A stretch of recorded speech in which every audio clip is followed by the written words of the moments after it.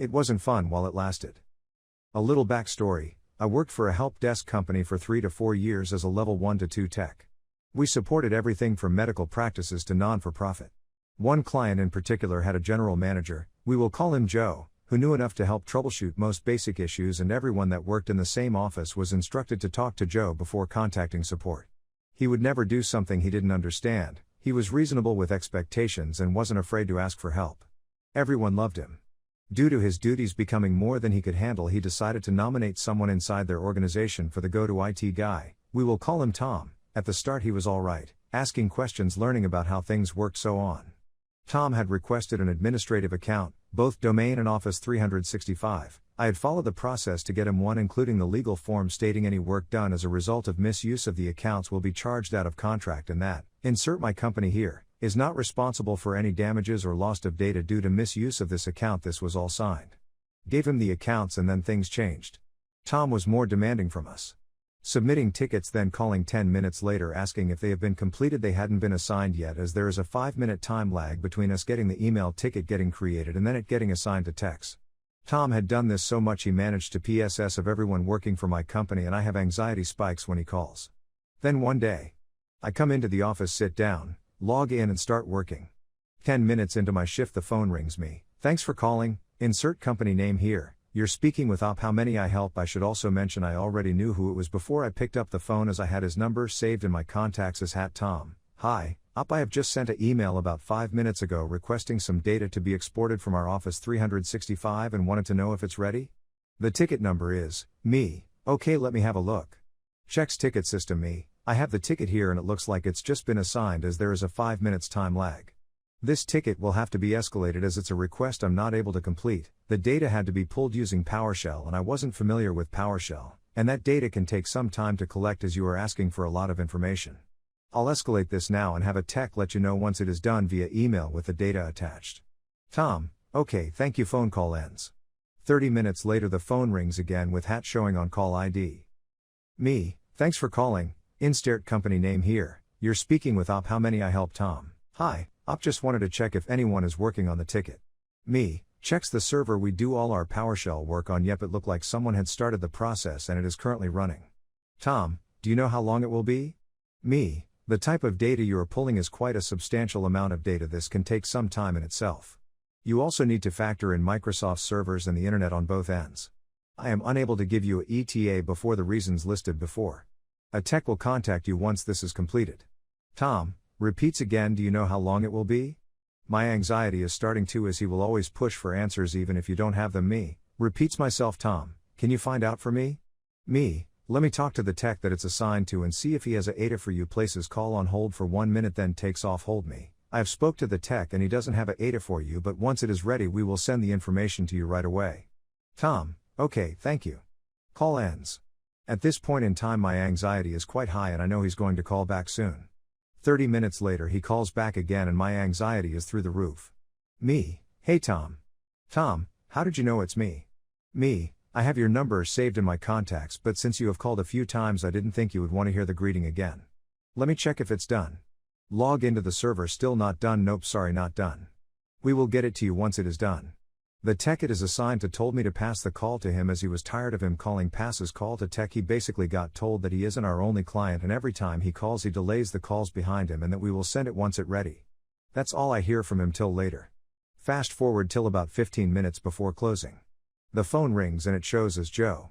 Me, picks up phone. Thanks for calling, insert company name here. You're speaking with Op. How may I help? Joe, hey Op, I need you to have a look at a shared mailbox for me as no one can access it. This mailbox is the most important mailbox in the organization. Me, looks and is unable to find it. That's strange. Looks and deleted mailboxes. Nothing called that mailbox. I'm sorry Joe, I'm not able to find it, but leave it with me and I'll take a look and call you back. Joe, thanks Op. Call ends. I keep looking for this mailbox and am unable to find it, and at this point it is past closing so it's after hours rates. Some work is covered in their contract so this is fine. I found an email address in the deleted items with random numbers. Upon restoring it and giving the admin account access we found that someone had deleted the mailbox. The log showed that Tom's admin account had done this. Remember the legal for he signed to got those admin accounts? I called Joe with the biggest grin on my face, knowing that I'll have to let him know what had happened and that the 45 to 60 minutes we worked on this will be out of contract and 45 minutes was after hours work, so extra. The next morning, I come into the office with a nice email from Joe thanking us for our hard work and to let us know that Tom will no longer have any IT authority. This just means he can't request changes, and to lock out the admin accounts as he won't be needing them, and that moving forward he was taking over role again. A few weeks later we got the request to lock out his work account. I have never been so happy to disable an account. Story 2. Monkey accidentally summons 1,000 typewriters. Note, these events are based on a true story, but have been tweaked for storytelling, dramatic effect, and protecting the identities of the guilty. At my company, we work with a lot of data. Real thick data. Exabytes of the stuff. Honestly, we have a bit of a problem. I'm pretty sure our execs snort lines of crushed up data instead of just doing cocaine like all the normal millionaires. While they're up in their tower huffing whatever comes out the other end of a 400G network cable, we have to actually figure out how to make sense of the mess. Anyone can collect data. But cleaning it, aggregating it, and turning it into something meaningful is an art. And yes, it is an art.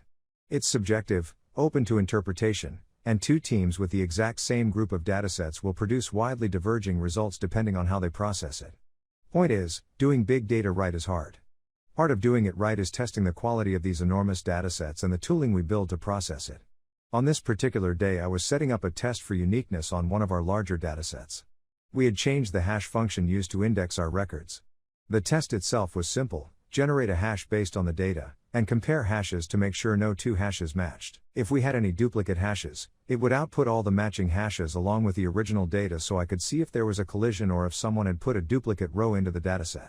Some idiot on the engineering team, me, had been using a dummy hash function while setting up the test harness and forgot to swap it out for the real thing.